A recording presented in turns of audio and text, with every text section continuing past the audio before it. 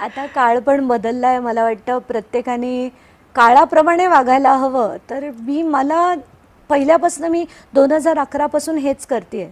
म्हणजे सरळ तेव्हा आम्ही अजित पवारांविरुद्ध मी आणि अरविंदनी प्रेस कॉन्फरन्स घेतली होती. त्यानंतर तो सगळा सिंचन घोटाळा आणि त्यांना तेव्हा राजीनामा द्यायला आम्ही भाग पडलो होतो. तर माझी ती पद्धत पहिल्यापासूनच आहे. छोट्याशा मला करेक्शन्स करायच्या होत्या की अरविंद केजरीवालांनी पक्ष काढण्याआधी आम्ही दोघांनी ठरवलं, मी त्यांना म्हटलं होतं की नाव we are at a dead end.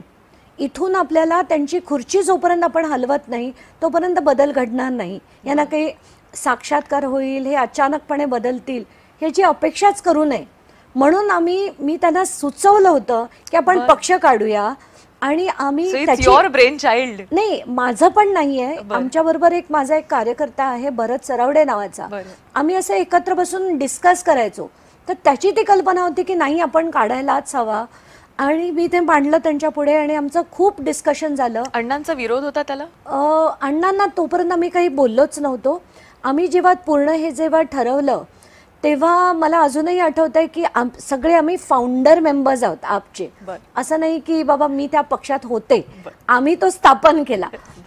पण त्यातनं पुढे जे जे होत गेलं ते अतिशय चुकीचं झालं. कसं वाटतं?